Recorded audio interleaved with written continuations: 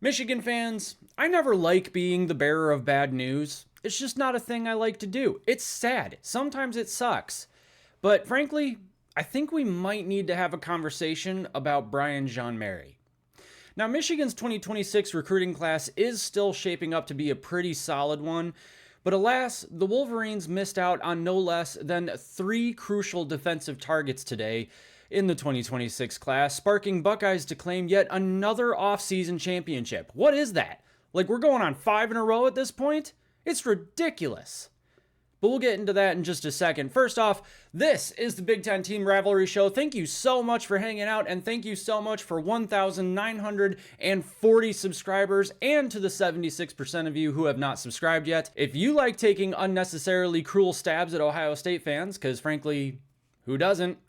Then go ahead and hit the like button and subscribe, and let's get into it. So yes, indeed, Michigan finds itself on the inside looking out of a dark, dank locker belonging to no less than three other schools: Oregon, LSU, and Ole Miss.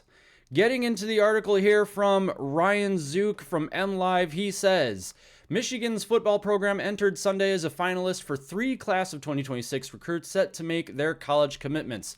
I will note real quick that Michigan was not leading or expected to land any of them, but they were finalists.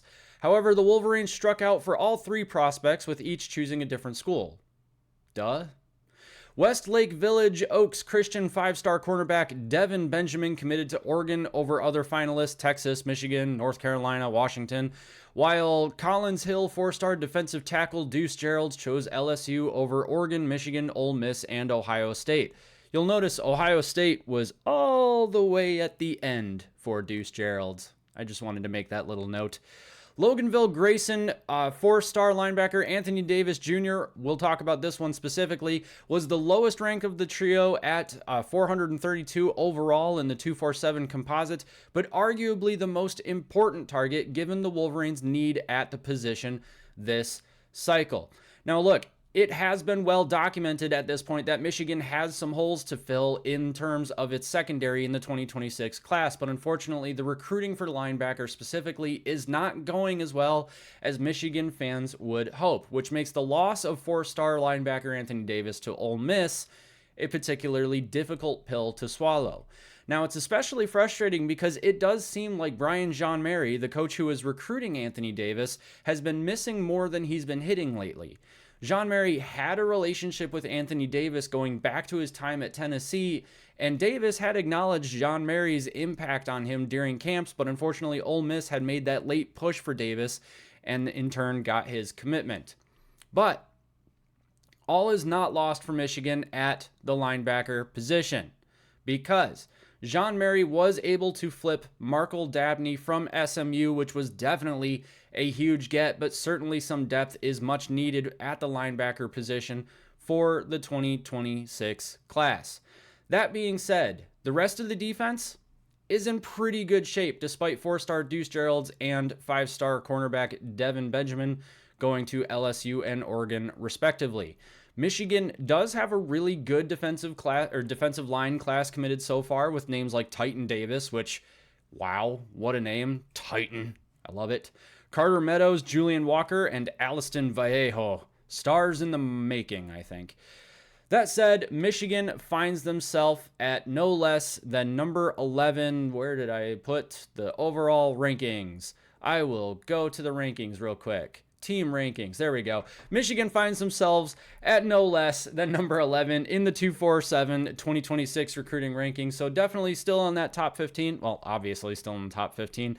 And frankly, that means still good enough to win a national championship and humiliate Ohio State for the sixth year in a row. At which point, I firmly believe that Michigan fans will be able to start questioning whether or not the Michigan-Ohio State rivalry is truly a rivalry. That's something I really want to do ever since the whiny crybaby flopper king, known as LeBron James, did it when Ohio State won their 7th in a row. And I would love nothing more than to see LeBron James cry. I really would. That makes me happy. But that being said, defensive recruiting for Michigan it's a little bit hit or miss right now. Brian Jean-Marie, he's been the reason for why Michigan has been in the conversation for some of these players, according to Isaiah Hull. But that said, Michigan fans definitely want to see some of those commitments actually come to fruition. But it's not happening right now. It is what it is.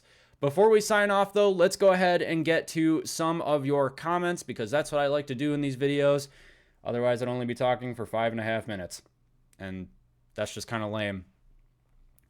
All right, so I had posted on our community tab, if we made a Buckeyes Are in Shambles t-shirt, would you buy it? Sean Ramsey 3809 says, I'll make back-to-back shirt and maize is the color of Wolverine piss shirts. What? Sean, I don't know what you're trying to say there. I think it's a hit against Michigan, but your grammar's so bad that you're making Ohio State look worse. So, try again, buddy. Alex Ill 0330 says, I don't see why everyone said our O-line. That's our DNA. So I did ask what position group everyone was concerned about with Michigan coming into 2025. And Alex says that he doesn't see why everyone said O-line. That's our DNA. I'm not worried at all. How about wideouts? We haven't had a decent group since Braylon Edwards. Can't remember. Stevie Breston in 2004. Jason Avant, I think was his first name. It's wide receivers. I tend to agree. But that being said, a bad O-line can make the entire offense look bad. Just ask Devin Gardner. With all due respect to Brady Hoke's later offensive lines, they just weren't really all that great. I mean, if you don't have a good offensive line, then Bryce Underwood's not going to have time to get the ball out to his receivers anyway, so it doesn't really matter who's catching the pass at that point. It's, the quarterback's getting tackled. But I agree that if Michigan does have everything that they need at the offensive line, you might as well make sure that you're getting in some good wideouts too, because Bryce Underwood needs someone to throw the ball to. All of these things kind of have to balance, but I do think that the O-line is the most important of all of them. I think that you establish your O-line first, and then you try and fill out the other positions. Now, I say that, but I also understand that you want a better quarterback too. Like, you want to make sure that the quarterback and O-line are solidified. I guess at that point, actually, I'm changing my mind in real time. I would probably give precedence to the quarterback position over the O-line, but ever so slightly, because you could have a good O-line, but if your quarterback isn't very good, then it doesn't really matter. But that being said, if you don't have a good O-line, then at that point, I wonder if it really matters whether or not your quarterback is even good, because he doesn't have time to do anything. So these things kind of just have to balance out. But I think once you have those two elements in place, then you start looking at the wide receivers. That's why, as a Michigan fan for the last 10, 15 years, I guess at least since Harbaugh took over, 10-ish years ago, I'm not really concerned about wide receivers, because we throw the ball only when the running game has opened up the passing game. And even then, not really actually all that much. Now, it does sound like things are going to change with Chip Lindsey coming in at offensive coordinator. He does seem to be a little bit more 50-50 between the run and the pass, but he's also the type of coach that's going to come in and play to the strengths of his players. If Bryce Underwood is not a running quarterback just yet, which he potentially isn't, because we're not sure if we have the depth in the quarterback room to risk Bryce Underwood taking injury, then he's not going to make Bryce Underwood run the ball. He's going to have Bryce Underwood hand it off, or nice easy RPO type stuff where he can easily get out of bounds before he takes a big hit. That being said, I do think that wide receiver is on Chip Lindsey's radar. I've actually heard some really good things about the current wide receiver room, that they're actually kind of underrated and they're coming in under the radar. They have a good relationship with Bryce Underwood. They've been practicing a lot, kind of getting those timing and routes down. And it sounds like things are actually going really well. So we might be surprised. Carter Wright 8886 says, kinda sus, bro, it was rough. Yeah, all right. So that's in response to me saying that the 2024 season was kind of sus for Michigan. You're right. It was rough. It was really rough. But it was also the best worst season ever, right? Or the best bad season ever. I mean, come on.